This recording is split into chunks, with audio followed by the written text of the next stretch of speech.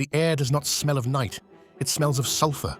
It smells of old blood and a poison so deep it turns the stones to ash.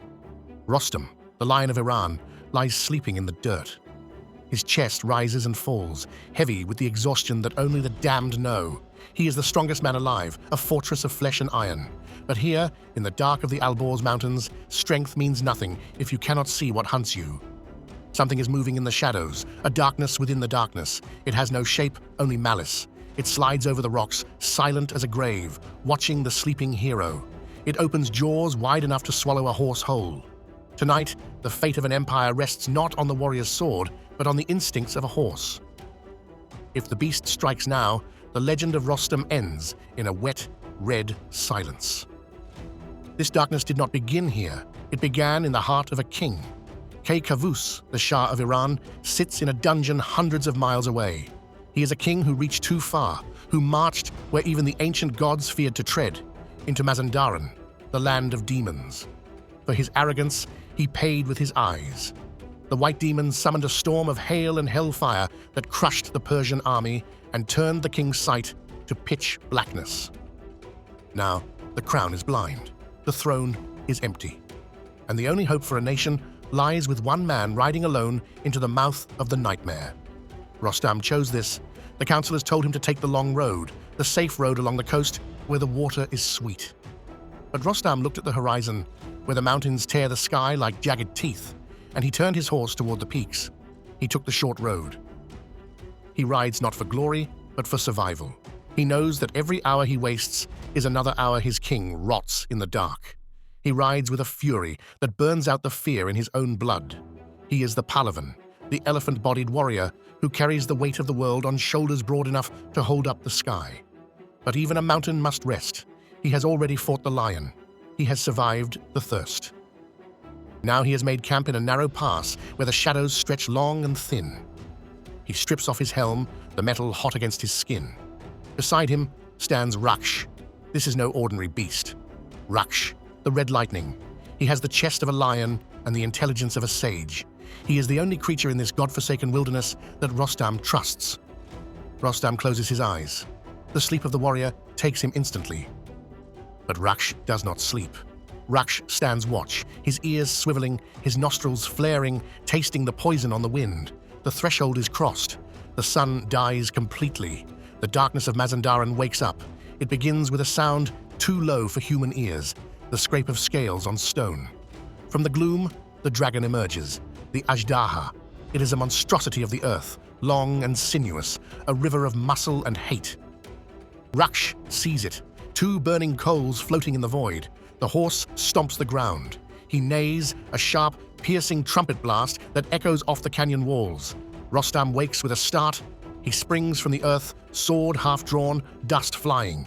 His eyes scan the darkness, but the dragon is cunning. The moment the hero moves, the beast dissolves. It vanishes into the gloom, still as a rock. Rostam sees nothing. Just the empty night and a nervous horse. He groans, the heavy fatigue pulling at his bones. He glares at Rakhsh. "What is this?" he growls, his voice thick with sleep. "You wake me for shadows? There is nothing here but the wind and your own fear. Let me sleep, Rakhsh." He lies back down. The silence returns. But the dragon is patient. It waits until the breathing of the man slows. It slides closer this time. The stench of sulfur grows stronger. The jaws open, dripping venom that hisses as it hits the ground. Rakhsh cannot bear it. He rears up. He screams into the night, kicking dust onto his master. Rostam roars awake. This time, he is not just startled, he is furious. He throws off his blanket, his face twisted in rage. He looks left. He looks right. Again, the dragon has vanished. "Are you mad?" Rostam bellows, his voice shaking the stones. "Has the devil taken your mind? If you wake me again for nothing, I will cut off your head and walk to Mazandaran on my own 2 feet. Do you hear me? Let me sleep." He falls back, angry. Rakhsh stands trembling, not from the threat, but from the terror of what he sees. He loves this man. He would die for this man. The dragon comes a third time. It does not creep now. It rushes. A storm of scales and teeth blocking out the stars. Rakhsh does not hesitate. He tears the earth apart with his hooves. He screams a warning that transcends language. Rostam wakes. And this time the heavens look down. A flash of lightning, or perhaps the grace of God, splits the dark. And Rostam sees. He sees the mountain that moves. So, Rostam whispers, the anger vanishing into cold resolve. You are the nightmare. You are the shadow. He draws his sword. Tell me your name, beast. I must know what I kill. The dragon lunges. It is not a duel. It is a brawl. The dragon coils around the hero, squeezing the breath from the elephant body. Rostam's armor groans under the pressure. The air is thick with the smell of poison. Rostam hacks at the scales, but they are hard as diamond. Then a flash of red. Rakhsh! The horse attacks. He leaps like a tiger, sinking his iron teeth into the dragon's shoulder, tearing the flesh. The dragon shrieks, turning its massive head to snap at the steed. It is the opening Rostam needs. For Iran! Rostam swings. The blade sings through the air. It bites deep into the neck, through scale and bone. A fountain of yellow poison erupts. The massive head falls. Rostam stands panting, covered in the vile fluid. He looks at the dead monster. Then he looks at his horse. He drops his sword and walks to the animal. He strokes the damp neck, his hand trembling. Forgive me, he whispers. You saw what I could not. He goes to a nearby spring and washes the poison from his body. The dragon was the gatekeeper. Now, the seventh labor begins. They reach the rim of the world. Below them lies the lair of the white demon. It is a pit like hell, a cavern so deep the sun never touches the bottom. The air here is cold and damp, smelling of old death. Rostam dismounts. He tightens the straps of his tiger skin armor. Wait here, Rakhsh, he commands softly. This darkness is for me alone.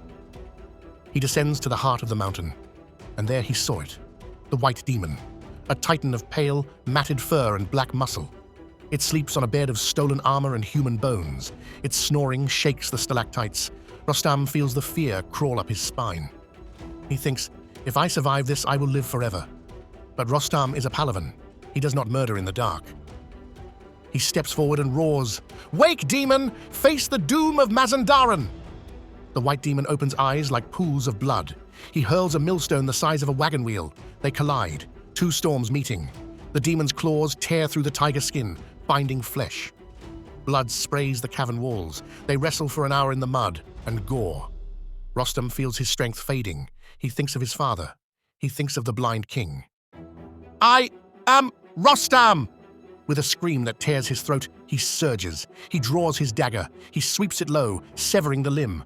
The mountain crumbles. The white demon falls, howling. Rostam lifts the titan neck high and dashes the life from him against the stone floor. Silence crashes back, but the labor is not finished. Rostam kneels.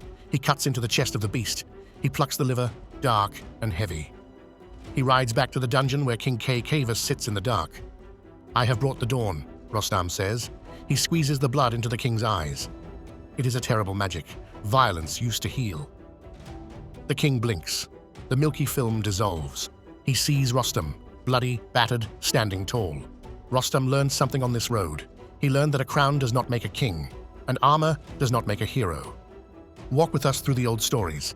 Subscribe to Saga Weaver, where ancient warriors face impossible choices.